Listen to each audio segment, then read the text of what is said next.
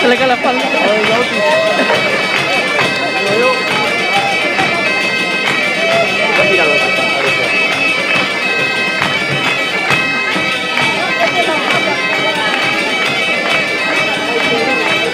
Uy, ahora. Espero que no nos guarde rencor por lo que estamos diciendo. Nosotros estamos. Qué pobre. Ahora levantamos.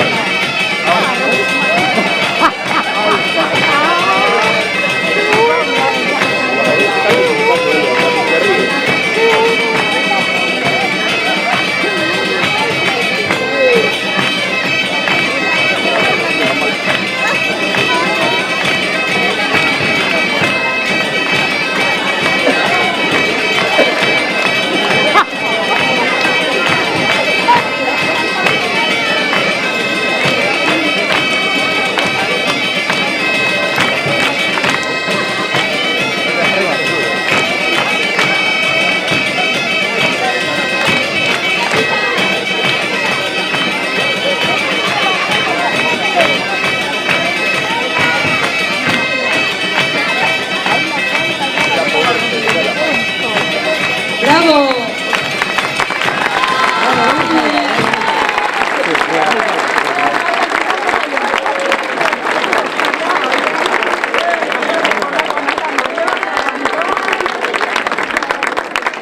Bueno, preparadas las mayores.